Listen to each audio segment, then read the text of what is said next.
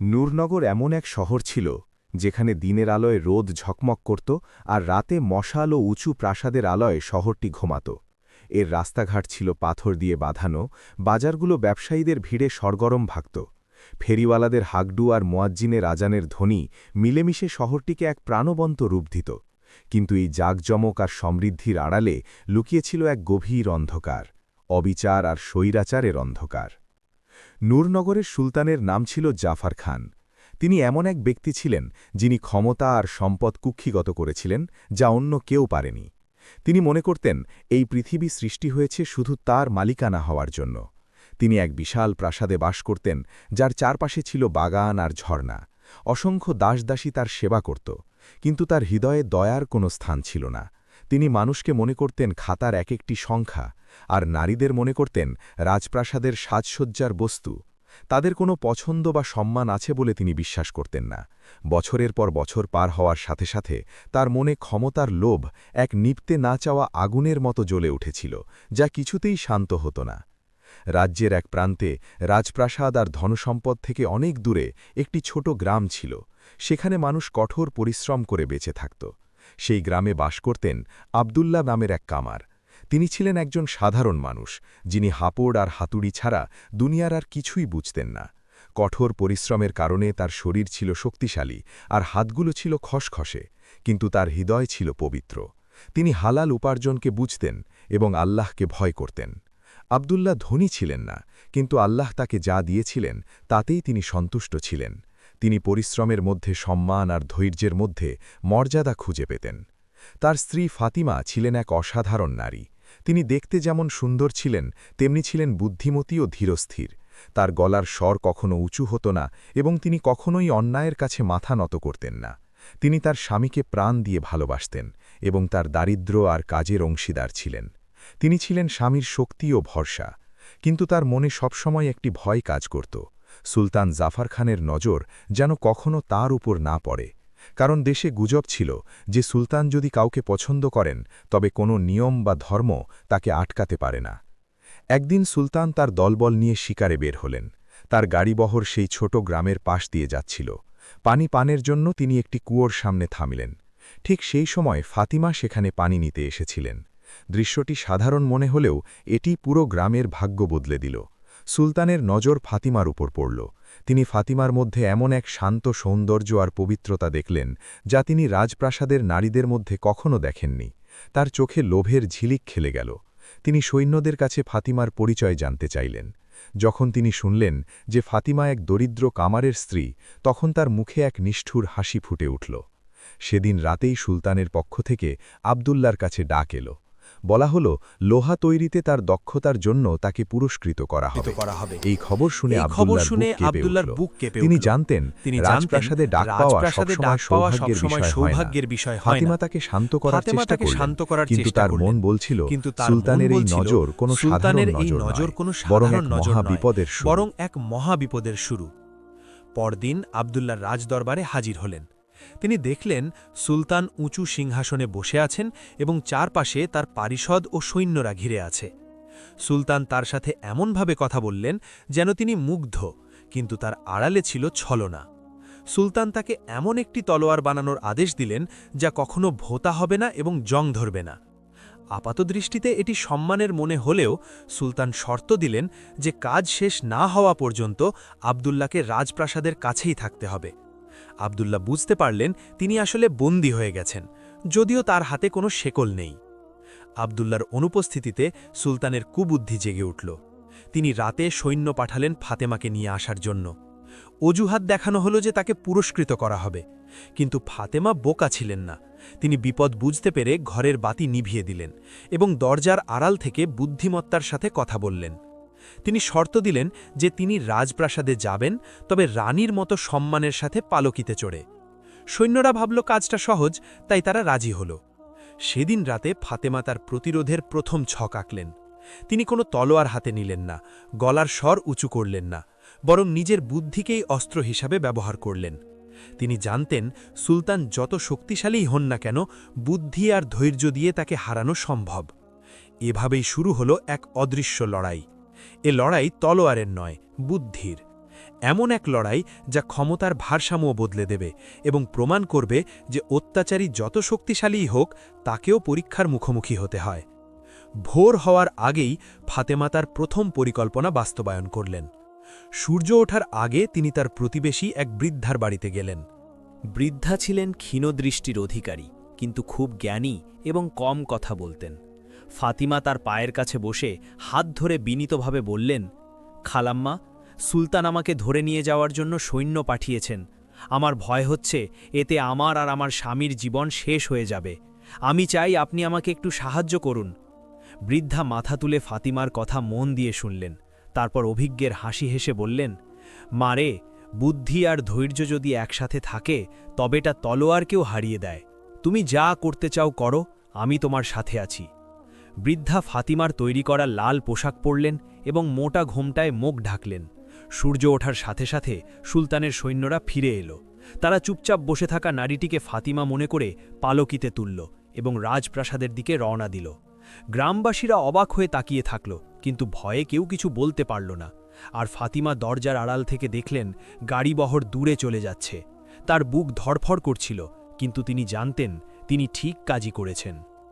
বৃদ্ধাকে নিয়ে সৈন্যরা রাজদরবারে প্রবেশ করল। জাফর খান সিংহাসনে বসেছিলেন, মুখে ছিল বিজয়ের হাসি। তিনি উচ্চস্বরে বললেন, কাছে এসো ফাতিমা, তোমার এখন আমার পাশে থাকার সময় হয়েছে। নারীটি ধীর পায়ে এগিয়ে গেলেন এবং মুখের ঘোমটা সরালেন। মুহূর্তের মধ্যে পুরো দরবার নিস্তব্ধ হয়ে গেল। তারপর মন্ত্রী আর সৈন্যদের মধ্য থেকে হাসির রোল পড়ে গেল। ঘোমটার নিচে ছিল এক বলিরেখাময় মুখ, দাঁতহীন মাড়ি আর এক ব্যঙ্গাত্মক হাসি, যা সবার সামনে সুলতানের সম্মান ধুলোয় মিশিয়ে দিল। জাফর খানের মুখ রাগে লাল হয়ে গেল। তিনি অপমানে কাঁপতে লাগলেন। তিনি প্রথমবার অনুভব করলেন যে তার ক্ষমতা নড়বড়ে হয়ে গেছে এবং একজন সাধারণ নারী তাকে তার নিজের রাজসভায় হাসির পাত্র বানিয়ে দিয়েছে। তিনি বৃদ্ধাকে ঘাড় ধাক্কা দিয়ে বের করে দিলেন এবং দরবার বন্ধ করে নিজের ঘরে চলে গেলেন। রাগে তিনি অস্থির হয়ে পায়চারি করতে লাগলেন। সেদিন রাতে সুলতানের চোখে ঘুম এলো না। তিনি রাগে জিনিসপত্র ভাঙচুর করতে লাগলেন এবং কসম খেলেন যে ফাতিমাকে তিনি অপমানিত করে নিজের পায়ের কাছে এনে ছাড়বেন।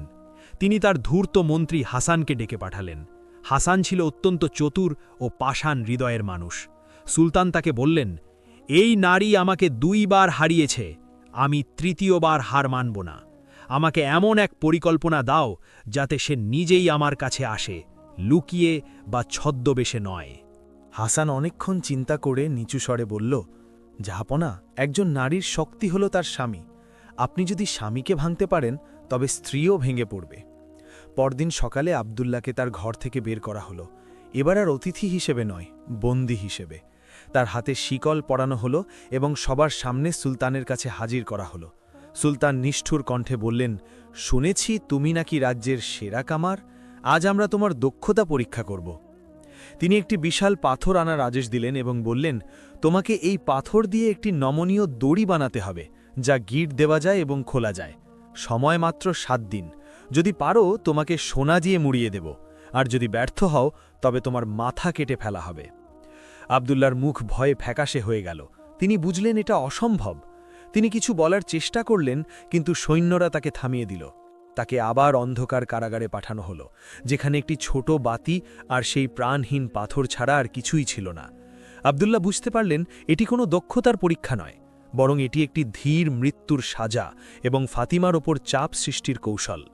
সুলতান দেরি না করে গ্রামে দূত পাঠালেন। দূত ফাতিমার সামনে দাঁড়িয়ে ঠান্ডা গলায় বলল, তোমার স্বামী জীবন মৃত্যুর সন্ধিক্ষণে। যদি সে কাজটি করতে পারে তবে বাঁচবে, আর না পারলে মরবে। তবে সুলতান দয়ালু, তুমি যদি নিজে থেকে প্রাসাদে আসো তবে হয়তো তাকে ক্ষমা করা হবে। ফাতিমার মনে হলো যেন তার বুকে আগুন ঢেলে দেওয়া হয়েছে, কিন্তু তিনি ভেঙে পড়লেন না। তিনি কাঁদলেন না, চিৎকার করলেন না। শান্তভাবে দরজা বন্ধ করে ভাবতে বসলেন। কারাগারে বসে আবদুল্লাহ নিজের জীবনের চেয়ে ফাতিমার কথা বেশি ভাবছিলেন। তিনি জানতেন তার স্ত্রী বুদ্ধিমতী, কিন্তু তিনি ভয় পাচ্ছিলেন যে তার প্রতি ভালোবাসার কারণে ফাতিমা হয়তো নিজেকে বিসর্জন দেবে। তিনি লক্ষ্য করলেন একটি কবুতর প্রতিদিন সকালে ছোট জানালার কাছে এসে বসে। তিনি নিজের কাপড়ের একটি টুকরো ছিঁড়ে তাতে কয়লা দিয়ে কাঁপা কাঁপা হাতে লিখলেন, কখনো মাথা নত করো না, আমার কাছে অপদস্থ হওয়ার চেয়ে মৃত্যুই শ্রেয়। তিনি চিঠিটি কবুতরের পায়ে বেঁধে আল্লাহর উপর ভরসা করে উড়িয়ে দিলেন। কয়েকদিন পর চিঠিটি ফাতিমার কাছে পৌঁছল। স্বামীর চিঠি পড়ে তার চোখ দিয়ে পানি পড়ল, কিন্তু তিনি দ্রুত চোখ মুছে শক্ত হয়ে দাঁড়ালেন। তিনি মনে মনে বললেন, সুলতান যদি অসম্ভব কিছু চান, তবে আমি তাকে সবার সামনে স্বীকার করাবো যে এটা অসম্ভব। তিনি গ্রামের মুরব্বী ও গণ্যমান্য ব্যক্তিদের জড়ো করলেন এবং বুদ্ধিমত্তার সাথে তাদের বোঝালেন যে আবদুল্লাহ সুলতানের আদেশ অমান্য করছেন না, কিন্তু তার কাজের জন্য একটি নমুনা প্রয়োজন। মুরব্বীরা একমত হলেন এবং সুলতানের কাছে একটি চিঠি লিখলেন। চিঠিতে তারা অনুরোধ করলেন যেন পাথর দিয়ে তৈরি দড়ির একটি নমুনা পাঠানো হয়, যাতে আবদুল্লাহ সেটির মতো দড়ি বানাতে পারেন। যখন এই চিঠি রাজদরবারে পৌঁছাল, সুলতান সবার সামনে তা পড়লেন। দরবার জুড়ে নীরবতা নেমে এলো। তারপর শুরু হলো ফিসফাস। সবাই বুঝতে পারল যে এই দাবি সুলতানের অবিচারকে প্রকাশ করে দিয়েছে, কারণ পাথরের দড়ি বলে কিছু হয় না। জাফর খানের মুখ লাল হয়ে গেল। তিনি কোনো জবাব দিতে পারলেন না। রাগে তিনি দরবার ছেড়ে চলে গেলেন। তিনি বুঝতে পারলেন ফাতিমা এখনও যুদ্ধে জেতেনি, কিন্তু সে আবারও তার অহংকারে আঘাত করেছে। এভাবেই লড়াই এক নতুন মোড় নিল। এটি আর শুধু একজন নারীর প্রতি সুলতানের কামনার বিষয় রইল না, এটি হয়ে দাঁড়ালো সম্মানের লড়াই। সুলতান এবার ফাতিমাকে সমাজের চোখে হেয় করার এবং তার পবিত্র চরিত্র কলঙ্কিত করার জন্য আরও জঘন্য পথ খুঁজতে লাগলেন। সুলতানের রাগ কিছুতেই কম ছিল না। তিনি মন্ত্রী হাসানকে ডেকে বললেন, এই নারী আমাকে সবার সামনে অপদস্থ করেছে। আমি তার সম্মান ধুলোয় মিশিয়ে দিতে চাই। আমি চাই মানুষ তাকে ঘৃণা করুক, যাতে সে ভেঙে পড়ে আমার কাছে আসে। হাসান কুটিল হেসে বলল, জাহাপনা, তলোয়ার দিয়ে সুনাম নষ্ট করা যায় না, কিন্তু কথা দিয়ে যায়। যে নারীকে বুদ্ধিতে হারানো যায় না, তার চরিত্রে কালিমা লেপন করতে হয়। আমি গ্রামের মানুষের মনে সন্দেহের বীজ বুনে দেব, তখন কেউ আর তার পাশে দাঁড়াবে না। সুলতান পরিকল্পনা পছন্দ করলেন। হাসান বলল, আমরা আপনার সবচেয়ে সুদর্শন সৈন্য ইউসুফকে পাঠাবো। সে গিয়ে বলবে যে সে আপনার পক্ষ থেকে ক্ষমা চাইতে এসেছে এবং তার প্রতি সহানুভূতি দেখাবে। যদি সে তাকে প্রত্যাখ্যান করে, আমরা মিথ্যা রটাবো, আর যদি গ্রহণ করে, তবে তো আমরা জিতেই গেলাম। পরদিন ইউসুফ ছদ্মবেশে গ্রামে ঢুকল। সে ছিল অত্যন্ত সুদর্শন এবং মিষ্টিভাষী। সে ফাতিমার বাড়ির সামনে গিয়ে বিনীতভাবে বলল, হে মানবী, আমি রাজপ্রাসাদ থেকে এসেছি, শত্রু হিসেবে নয়, বরং অনুতপ্ত হয়ে। অনেকেই সেখানে আপনার সাহসের প্রশংসা করে এবং গোপনে আপনাকে সাহায্য করতে চায়। ফাতিমা তার দিকে তীক্ষ্ণ দৃষ্টিতে তাকালেন। তার মুখে কোনো ভয় বা আনন্দের ছাপ ছিল না। তিনি শান্তভাবে বললেন, যে ন্যায় বিচার চায় সে ছদ্মবেশে আসে না, আর যে সুলতানের নাম নিয়ে আসে সে বন্ধু হতে পারে না। ইউসুফ নিজের গলা আরও নরম করে বলল, সুলতান খুব নিষ্ঠুর, তিনি আপনার স্বামীকে ছাড়বেন না, আপনার একজন রক্ষাকর্তা দরকার। ফাতিমা দরজা বন্ধ করতে করতে বললেন, বিনা আমন্ত্রণে যে সাহায্যের হাত বাড়ায় সে হয় নবী, নয়তো প্রতারক, আর এই যুগে রাজপ্রাসাদে কোনো নবী নেই। ইউসুফ অপমানিত হয়ে গ্রাম থেকে বেরিয়ে গেল। একজন নারী তাকে এভাবে প্রত্যাখ্যান করবে তা সে ভাবতেই পারেনি। সে প্রাসাদে ফিরে সুলতান ও মন্ত্রীকে মিথ্যা গল্প শোনাল। সে বলল, ফাতিমা তাকে রাতে ডেকেছিল এবং স্বামীর মৃত্যুর পর তার সাথে পালিয়ে যাওয়ার প্রস্তাব দিয়েছে। সুলতান সত্য যাচাই করলেন না, কারণ এই মিথ্যা তার উদ্দেশ্য পূরণ করছিল। পরদিন সকালে রাজ্য জুড়ে ঘোষণা করে দেওয়া হল, নূরনগরের বাসিন্দারা শোনো, কামার আবদুল্লার স্ত্রী ফাতিমা বিশ্বাসঘাতকতার দায় অভিযুক্ত। তাকে তার সতীত্ব প্রমাণের সুযোগ দেওয়া হবে। 5 দিন পর রাজধানীর চত্বরে তাকে আগুনের পরীক্ষা দিতে হবে। যদি সে বেঁচে যায় তবে সে নির্দোষ, আর যদি পুড়ে যায় তবে তার মৃত্যুদণ্ড কার্যকর হবে। এই খবর গ্রামের মানুষের উপর বজ্রপাতের মতো পড়ল। যারা ফাতিমার বুদ্ধির প্রশংসা করত তারা ভয়ে চুপ হয়ে গেল, আর যারা তাকে ভালো জানত তারা সন্দেহে পড়ে গেল, কারণ সমাজের চোখে রক্তের চেয়ে সম্মানের ওজন অনেক বেশি। কারাগারে বসে আবদুল্লাহ যখন এই খবর শুনলেন, তিনি রাগে দেয়ালে ঘুষি মারতে লাগলেন। তিনি জানতেন তার স্ত্রী নির্দোষ, কিন্তু তিনি তাকে বাঁচাতে পারছিলেন না। দিনগুলো খুব ভারী মনে হতে লাগল। ফাতিমা নামাজ ছাড়া ঘর থেকে বেরোতেন না। তিনি কাঁদলেন না, কারো কাছে দয়াও চাইলেন না। তিনি জানতেন সমাজ যখন সন্দেহ করে তখন তারা যুক্তির কথা শোনে না, একমাত্র সত্যই পারে মুক্তি দিতে। তৃতীয় দিনে ফাতিমা শেষ রাতে উঠলেন, অজু করলেন এবং নামাজ পড়লেন। তারপর সাধারণ পোশাক পরে রাজধানীর দিকে রওনা হলেন। তিনি রাজপ্রাসাদে গেলেন না, বরং শহরের প্রধান মসজিদে গেলেন, যেখানে প্রধান ইমাম আব্দুর রহমান থাকতেন। তিনি তার পায়ের কাছে বসে দৃঢ়ভাবে বললেন, হুজুর, আমি আগুনের ওপর দিয়ে হেঁটে যেতে প্রস্তুত, কিন্তু আমি চাই বিচারটা যেন শরীয়ত মেনে হয়, সুলতানের খেয়াল খুশি মতো নয়। ইমাম তার শান্ত ভাব দেখে অবাক হলেন। তিনি জিজ্ঞেস করলেন, তোমার শর্ত কি? ফাতিমা বললেন, আমি যখন আগুনের ওপর দিয়ে যাব তখন সুলতানকে নিজে ওপারে অপেক্ষা করতে হবে। তিনি আমার হাত ধরে আমার পবিত্রতা ঘোষণা করবেন। যদি আমি নির্দোষ হই তবে তার স্পর্শে আমার কোনো ক্ষতি হবে না, আর যদি আমি পাপী হই তবে আগুনের আঁচ তাকেও স্পর্শ করবে। ইমাম বুঝতে পারলেন এই শর্ত সুলতানকে নৈতিক ও ধর্মীয়ভাবে আটকে দিয়েছে। যদি সুলতান না করেন তবে মানুষ তার ন্যায় বিচার নিয়ে প্রশ্ন তুলবে, আর যদি রাজি হন তবে তাকে সত্যের মুখোমুখি হতে হবে। ইমাম রাজি হলেন এবং সবার সামনে এই শর্ত ঘোষণা করলেন। সুলতান খবরটি শুনে রেগে গেলেন, কিন্তু পিছু হটার উপায় ছিল না। তিনি অনিচ্ছা সত্ত্বেও রাজি হলেন, যদিও তিনি বুঝতে পারছিলেন যে তিনি এক বড় ফাঁদে পা দিচ্ছেন। অবশেষে সেই দিনটি এলো। ভোর থেকেই রাজধানীর মানুষ শ্বাস বন্ধ করে অপেক্ষা করছিল। রাস্তাঘাট মানুষে গিজগিজ করছিল। কেউ জানত না আজ অলৌকিক কিছু ঘটবে নাকি কোনো বিয়োগান্তক ঘটনা, তবে সবাই নিশ্চিত ছিল যে আজকের দিনটি সাধারণ হবে না। শহরের বড় চত্বরে 10 হাত লম্বা একটি আগুনের পথ তৈরি করা হলো। সেখান থেকে ধোঁয়া আর তাপ বেরোচ্ছিল। সৈন্যরা চারপাশ ঘিরে ছিল। ইমাম আব্দুর রহমান উঁচু একটি স্থানে বসেছিলেন। অন্য প্রান্তে সুলতান জাফর খান দাঁড়িয়েছিলেন। তিনি রাজকীয় পোশাক পরেছিলেন, কিন্তু তার মুখ ছিল ফ্যাকাশে এবং কপালে ছিল বিন্দু বিন্দু ঘাম। ফাতিমা যখন উপস্থিত হলেন চারপাশ নিস্তব্ধ হয়ে গেল। তিনি দৃঢ় পায়ে এগিয়ে এলেন, ডানে বা বামে তাকাচ্ছিলেন না। তার পরনে ছিল সাধারণ পোশাক, কোনো সাজসজ্জা ছিল না, কিন্তু তাকে সেই বিশাল জনসমুদ্রের চেয়েও শক্তিশালী মনে হচ্ছিল। তার চোখে ছিল অদ্ভুত এক প্রশান্তি, যা কোনো পরাজিত মানুষের নয়, বরং যে সত্যের ওপর ভরসা করেছে তার প্রশান্তি। তিনি আগুনের পথের সামনে এসে দাঁড়ালেন। তারপর ইমামের দিকে তাকিয়ে বললেন, আমি প্রস্তুত। ইমাম হাত তুলে সবাইকে শান্ত হতে বললেন এবং ফাতিমাকে শুরু করার ইঙ্গিত দিলেন। সবার হৃদস্পন্দন যেন থেমে গেল। ফাতিমা চোখ বন্ধ করলেন এবং প্রথম পা আগুনের উপর রাখলেন। মানুষ আটকে উঠল, কিন্তু আগুন তার পা পোড়াল না। তিনি 1 পা 2 পা করে এগিয়ে গেলেন। মানুষের বিস্ময় বাড়ছিল, ফিসফাস শব্দ স্তব্ধ হয়ে গেল। তিনি ধীর কিন্তু স্থির পায়ে হাঁটছিলেন, যেন তিনি আগুনের ওপর নয়, সাধারণ মাটির ওপর হাঁটছেন। তিনি চিৎকার করলেন না, থামলেন না, তার মুখে কোনো যন্ত্রণার ছাপ দেখা গেল না। সুলতান অন্য প্রান্তে দাঁড়িয়েছিলেন। ফাতিমার প্রতিটি পদক্ষেপ তাকে এমন এক পরিণতির দিকে নিয়ে যাচ্ছিল যা থেকে পালানোর কোনো উপায় ছিল না। তার মনে পড়ে গেল তার সব অবিচার আর অহংকারের কথা। তার বুকে যেন পাথর চেপে বসল। মনে হলো ফাতিমার পায়ের নিচের আগুন তার হৃদয়ে জ্বলতে শুরু করেছে।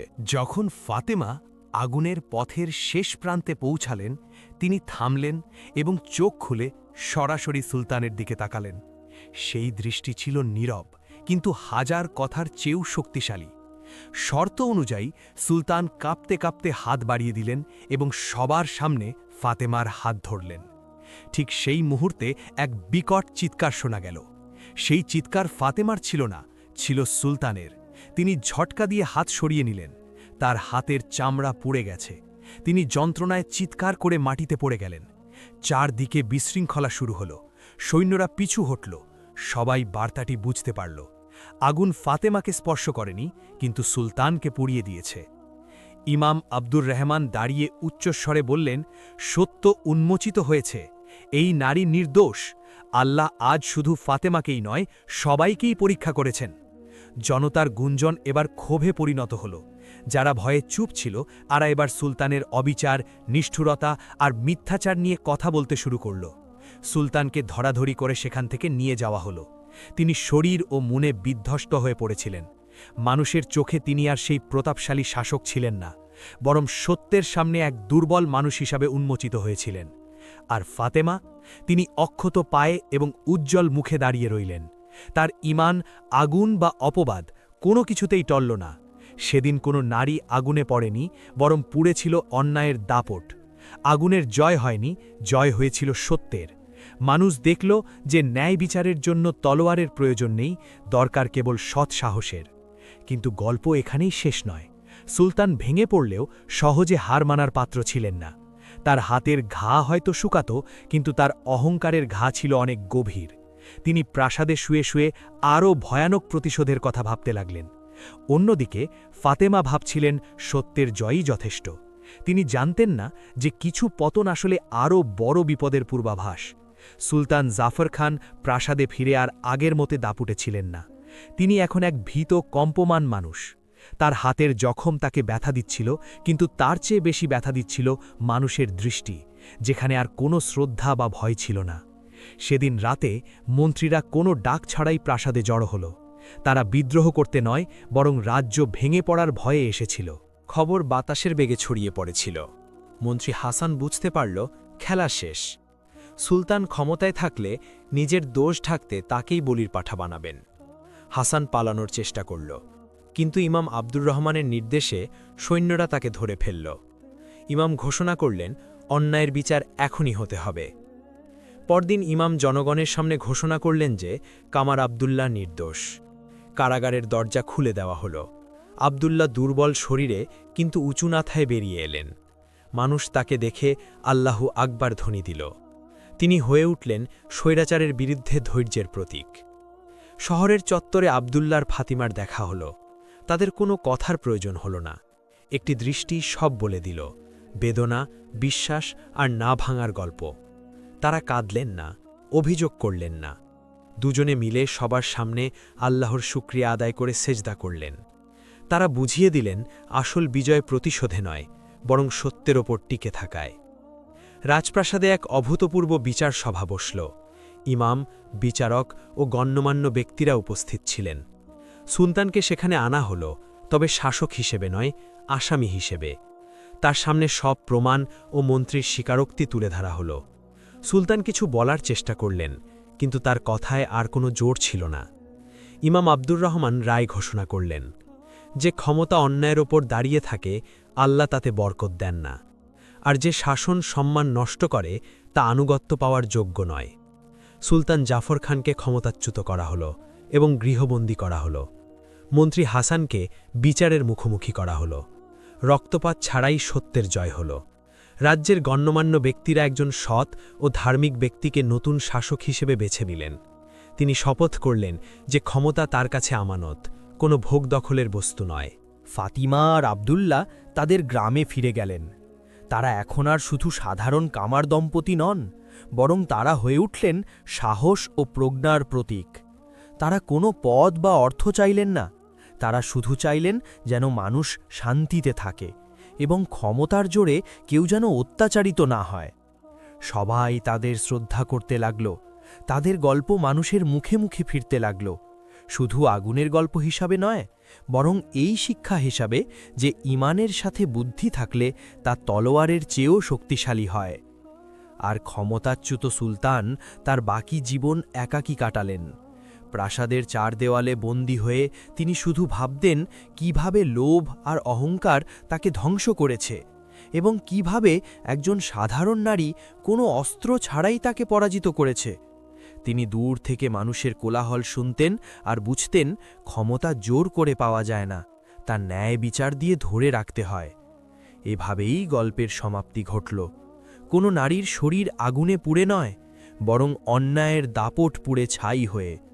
এই গল্প শিখিয়ে গেল, যারা ধৈর্য ধরে এবং সত্যের ওপর অটল থাকে তাদের জন্য এমন দিন আসে যখন মজলুমের মাথা উঁচু হয়, ভয়ের নিস্তব্ধতা ভাঙে এবং ইতিহাসে লেখা হয় যে ন্যায় বিচার শেষ পর্যন্ত বিজয়ী হয়, তা যত দেরিই হোক না কেন।